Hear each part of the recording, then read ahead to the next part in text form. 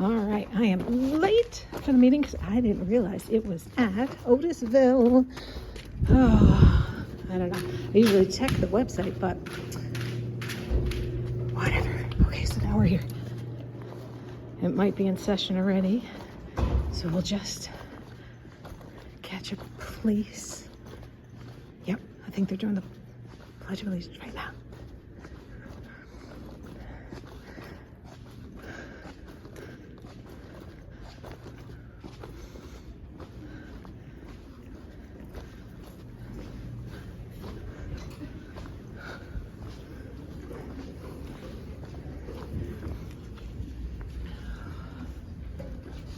The first item on the agenda is the approval of the minutes. I will ask the Board of Education to approve this resolution. Be it resolved that the Board of Education, upon recommendation of the superintendent, approves the minutes of the regular meeting of the Board of Education of December 19th, 2024. Motion made and second. Is there any discussion? Being that there's none, all those in favor? Aye. Opposed? Abstained? Motion carried. Next item on the agenda is welcome to the visitors. Nobody signed up, so we'll open and close that portion and move on to the superintendent's report with Mr. Monahan. Thank you, Mr. Flaherty. Well, good evening, everyone. Thank you for all being here. I have the privilege of introducing our athletic director, Mr. Timothy Bolt, who has a wonderful presentation. So I'm not going to steal his thunder. I'm just going to turn it right over to him. So, Mr. Bolt, if you could come on up here.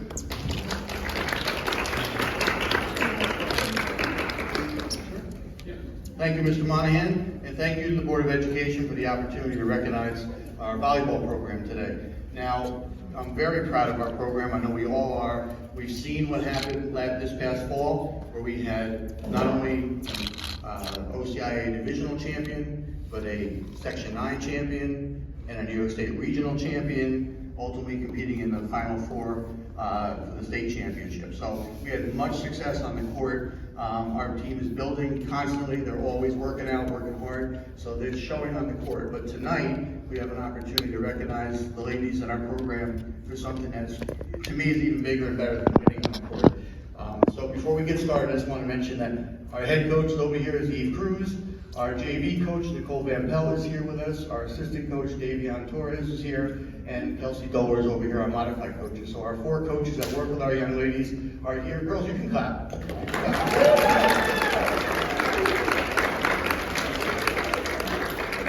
Now, these ladies sitting here, there's multiple all-league, all-section, and all-state team members.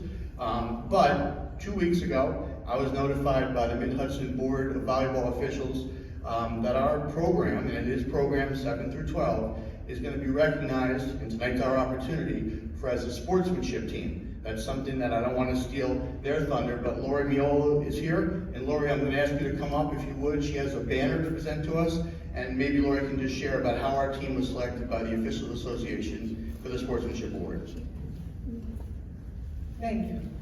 As he said, my name is Laura Momo. I am the secretary of the Mid-Hudson Board of Volleyball Officials. I've been an official for about 25 years and have had the opportunity to watch the growth in this program. I've seen many of these players play since they were in 7th grade. There are 65 officials on our board. Every time they officiate a match, both the up official and the down official rates the team based on their sportsmanship, both the players and the coaches. And then at the end of the season, all of those ratings are tabulated, and a team is selected from each county that has represented themselves as good sports. And we as officials feel that that's a very important part of the learning experience of being a student athlete, is being a good sport. And Minisink, congratulations, you represented yourselves, your schools, your parents very, very well, and were overwhelmingly selected to receive the award. The award is named in honor of 2 of our former officials that have passed away, and Doug Ross and Bill Lark. They were both very long-term officials and very much encouraged good sportsmanship as part of the sport. So I'm very, very proud and very pleased to announce that Minisink Valley Volleyball program, from the modified up through the varsity, were selected to receive this award and have this banner for you to hang in your gymnasium. Thank you.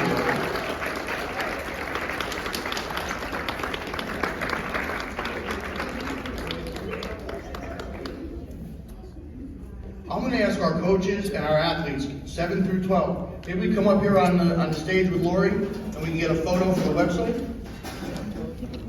As Lori mentioned, sportsmanship goes much further than just a volleyball court. This is a lifetime learning opportunity that the kids will carry on after they leave Minisink.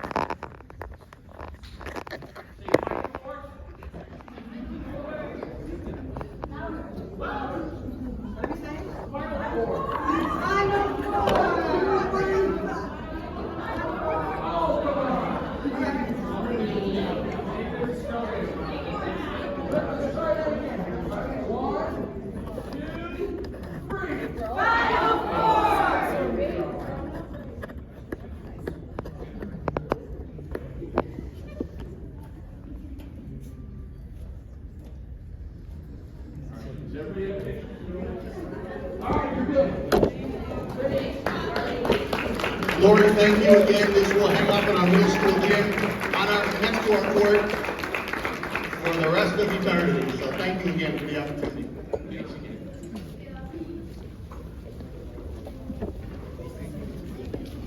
Congratulations, guys.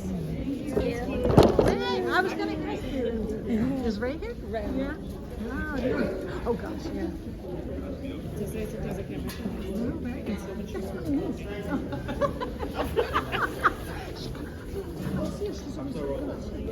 Again, to our ladies, what an incredible season you had. We are so proud of you. You've made Minisink proud. It was so much fun following you around and seeing all the different games around the state. So, an outstanding job, ladies, and we're looking forward to another season next year for all of you who are coming back, except for our seniors who are heading off there. But congratulations again, ladies.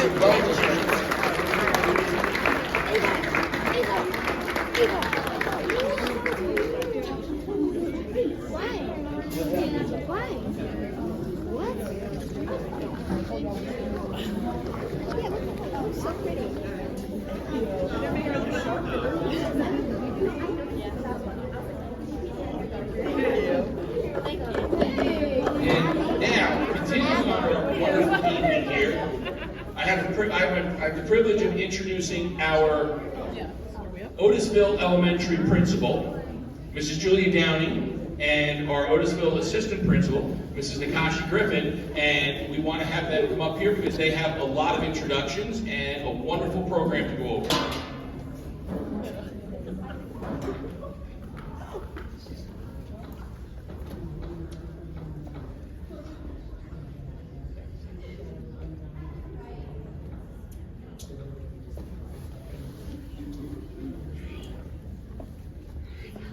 Good evening, everybody. Like Mr. Monahan said, I'm Mrs. Julia Downey, principal, and then this is our assistant principal, Nakashi Griffin.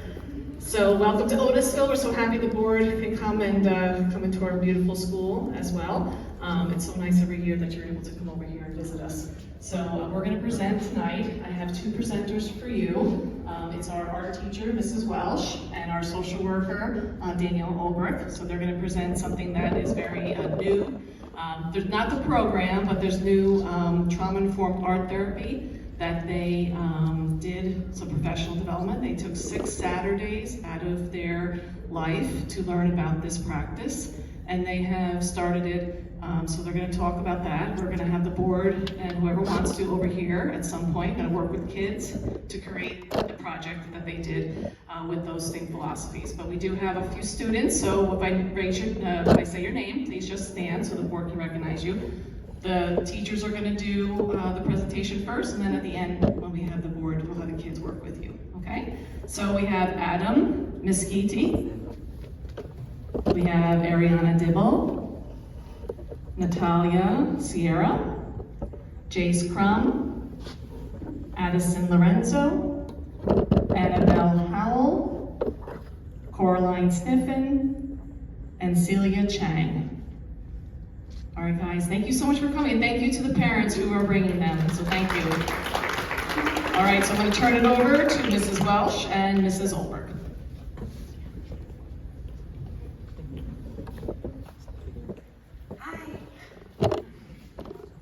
Hi, I'm Kara Welsh. I'm the Otisville Elementary art teacher. I've been here for, this is my 12th year, I believe, in the building.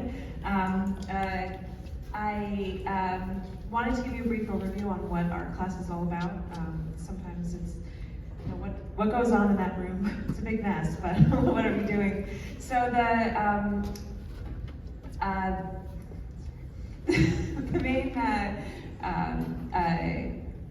impetus that we use each class comes from the book Studio Thinking, and the 8 studio habits of mind that we focus on. One being develop craft, so that's learning the techniques for all the different art materials that we use. Engage and persist, so that's when we inevitably run into a problem. How do we continue through that? How do we push through that? How do we change? How do we adapt? Envisioning, that's, you know, having our overall goal in mind. You know, we know that we're going to adapt, we know that we're going to change, but being able to see where we're headed and what we want to accomplish with each art piece. Expressing, that is, you know, expressing yourself. Lots of kids have lots of big feelings, and we can get those out through our artwork. Observe, being aware of our physical world is really, really important. I think even now, sometimes we get so sucked into what's going on the screen, but being able to observe even the things right in front of us and see how they interact is a really important skill for us to learn. Reflecting, so reflecting on your own work and being able to talk about it with others. Stretching and exploring, so I can give a topic and I can give some place to start, and students can figure out where they want to take it and how far they want to go with that idea. And understanding art worlds, that's our art history component and what we've learned that others have done and how we can build off of what they've done. So in the art room, we mostly focus on those 8 things throughout all of our projects, and it all comes back to the national art standards. So, you know, we have standards too in the art room. So there's 4: creating, performing, responding, and connecting. So in creating, that's what we're doing. That's the things that come home. Those are the things that we make. The performing, that's really like how we would make our work for presenting. Like, how do we show it to others? How do we distribute it to others? Responding, so that's you know, reflecting on our own work, critiquing it, how do we look at other work, how do we talk about it, and connecting, which is what we do with art, and we do it with history, we do it with math and science, and how all those things weave together in the art room. So I have been, you know, working for some time in the art room, trying to find new ways to push students. I heard Mr. Flaherty talk last year at a board meeting about, you know, the youth mental health crisis and how we can help students through what they're going through in new creative ways here at Minisink. So I had seen some opportunities for professional development with art therapy, and I talked with Danielle about it, and we talked about different ways we could do that, and we found a program that was really great for us. So we, I'll tell you, talk about the program. So when Kara approached me at the end of last school year with the idea of doing the certification program, which we want to thank the district for allowing us to move forward with that, I was psyched about it because I know that we're seeing increased issues with mental health, and certainly a lot of our classified students do receive a lot of services, but we also have a lot of students who don't receive a lot of extra services. So we're trying to figure out a way to be creative, like Kara said, to bring some additional things into the school. I like to start with this because it's an image that I saw many years ago when I went to a trauma training, and it's just really stuck with me. It's very striking. We don't know what's going on in the lives of students when they come through the doors. So it's just kind of a reminder, always been a reminder for me to just greet each student with a smile and even just saying a simple hello in the morning. They might not get that. So I wanted to include that because I just feel like that's such a powerful image. So the trauma-informed art therapy certification, as Mrs. Downey said, it was 6 Saturdays for the whole day with an individual named Dr. Lucy Barber. She's a very well-renowned creative arts therapist. She also served on the faculty at the University of Buffalo and also New Paltz, developing programs with those universities and also serving as faculty there for lots of different programs. We had participants from all over the country, and they were all from different backgrounds. Some were in studio because it was streamed from Dr. Barber's studio, and the rest of us were online. It was really cool. She sent us a package after we signed up, and we received that before the school year started. We had all the materials ready to go. But there were people from all different backgrounds. There were some art teachers, but not many. There was only like maybe 2 art teachers, which I thought was cool because there were therapists, there were other teachers. I worked with an individual, I was in a breakout room with her several times, that she worked with victims of trafficking. And I was like, wow, so just a lot of different perspectives. And the idea was to explore the effects of trauma and how creative arts can help heal. And then just really, Kara and I doing it together, putting our heads together, how can we incorporate, all of these different, methods and tools and strategies to help the kids here. So just really briefly, trauma, I think it's important to kind of talk about like the prevalence and what we see. So over 2/3 of children report at least one traumatic event by age 16. I know that we've discussed ACEs in the past and talking about those adverse childhood experiences, just listing them there. We've had students that have certainly experienced abuse, neglect, the death of a parent, caregiver, violence, poverty, mental health issues, so on and so forth, discrimination, incarceration. So it kind of brings me back to the cartoon in the beginning because that's a lot of baggage to carry.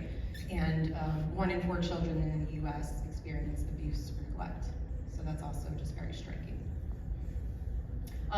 Trauma obviously has a lot of effects. Our brain is absolutely amazing. It has neuroplasticity, it can change, it can adapt depending on our experiences.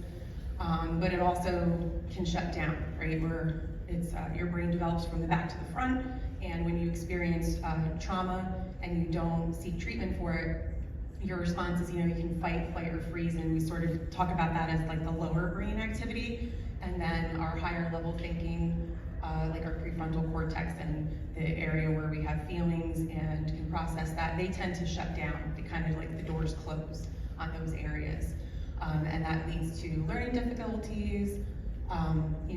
School avoidance is a major thing, especially after, COVID-19 pandemic. We're still seeing a lot of that. Depression, anxiety, a lot of behavioral changes. So kids are acting out and they're not able to tell you why sometimes. Alcohol and substance abuse, higher involvement with, juvenile justice system, and long-term health issues, of course, if it's not taken care of.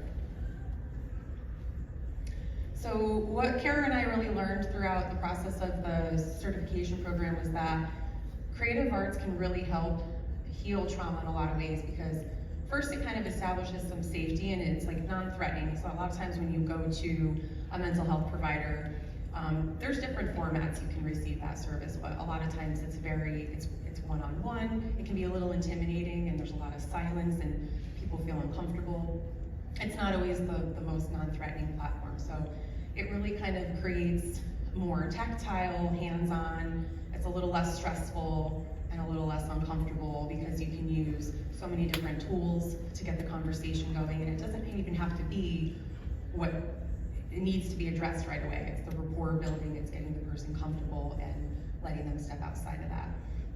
A lot of nonverbal, so it doesn't have to be talking. There's a lot of tactile, using all of the senses, symbols and metaphors.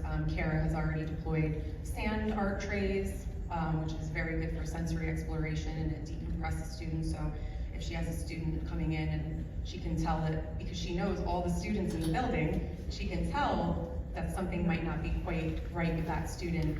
She can say, hey, why don't you take 5 and go take sand tray, or do one of the other things that she's putting out there, and they can come back and they're a little more centered and focused and ready to learn. And it uses and connects all the different parts of the brain because you're using all those different senses, so it helps to reopen those pathways that have been closed from the trauma, and it does it in a way that is, again, non-threatening, and it's not like a pushy way to do it. It makes everybody a little bit more comfortable. And it's good, obviously, for stress management reduction and self-awareness and expression, because then they can reflect on the work that they've done, and it helps them to kind of want to open up and maybe tackle that issue that they're there to work on. And these are just an example of some of the pieces that Kara and I did during the program. We did a lot of stuff, we really did. And I know she has a really fun activity planned for everybody too, so I just wanted to share some of the things that we worked on. So after having done the course with Danielle, my art studio goals for this year, it's still in line with what we're doing with the National Core Art Standards, but I kind of tweaked some things so that I could bring in some of those things that we learned in the course. So I wanted to provide an opportunity for ungraded creative play with the trauma-informed arts therapy. So like before the Christmas break, we had 2 weeks with stations. So it was not a time that we were making a specific artwork, but we were experimenting with different materials. I had the sand trays out. We were, doing the activity that we'll be doing in a minute, and just time for students to stretch and explore into those spaces that they, are interested in. So ideally, that we come back from the break, refreshed and ready to try something new. Open-ended prompts for student-led narratives. So if I constrain the material that we're working with, I'll talk about the project that we did. I don't constrain the subject matter. So students are going to be able to choose what it is that they want to focus on, what they want to pursue in their work. Allowing for sensory exploration, so having those times with stations, trying some things out. There's just so much to play with, in our world, and we get so sucked into those screens, we don't get to really play sometimes, and that's really important. And my usual goals of investigating historical and contemporary artwork, diverse and relevant artists for inspiration, and continuing technical mastery using a variety of art mediums. So that's just what I added in on top of the other stuff that we were focused on. So the project that I wanted to introduce with you guys today is a mandala project. We actually did one with Dr. Lucy in the course, which I've done mandala projects before, but this time I kind of gave it a different approach. So a mandala is a circular design with radial symmetry. It's used in various cultures for meditation, focus, and transformation. Most famously, Buddhist sand mandalas. They'll be made basically almost as a performance, pouring the sand on a flat surface, and then at the end it gets swept up and it gets poured into a river that flows into the ocean. And the whole practice, we think about the mandala as being the universe, but also the one. It's just a way of reflecting and looking inward and repetition. So it's a good opportunity for students to really express themselves. So the project worked like this with 5th grade. Students will create a mandala around a theme of their choosing that addresses radial or bilateral symmetry. So there's math. Students will learn the historical significance of mandalas for the Aztecs and the Tibetan monks. There's your global studies. It actually lined up with when they were learning about the Aztecs, so it's so perfect. And students will create a gradient in their mandala by diluting the concentration of the watercolor paint, and there's our science component. And then students will title their mandala, which it seems like a simple task, but it does come with a lot of perseverating on the students. Is this the right thing to say? What do you want to say with this? So, what do you want the viewer to read first before they look at your work? So those are all hanging in the lobby right now. Every fifth grade has their work up right now. So the variation that I made for kindergarten through fourth grade, and that I would like for you guys to participate in today, are found object mandalas. So this is going to be a sensory experience, and basically you're going to use the objects that are on the table and arrange them in a way to address symmetry. You can think about textures, you can think about colors, you can think about the size of the objects that you put down. These are some examples that were made in my classroom, the ones with the feathers, and the other two that are made with food were actually made during the COVID pandemic when we were working from home, and they were sent in to me by students. So the objects that you pick and use, you can arrange, you can work together, you can collaborate, and create something beautiful. And it's only temporary, so you don't have to worry like, oh, I have to make a mistake here because it's all going to get swept up and put away at the end. So my fifth graders from Miss Brawley and Miss Meganell's class, if you guys want to come over to the table with board members, come on over. And here at the table, I've set it all up with objects, and we can try to arrange them and make something beautiful. No. Not messy.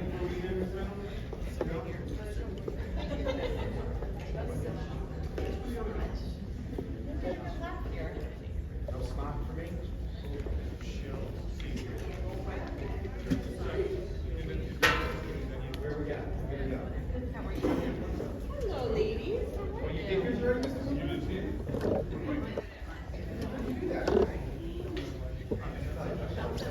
Sorry? Oh, no, you're good.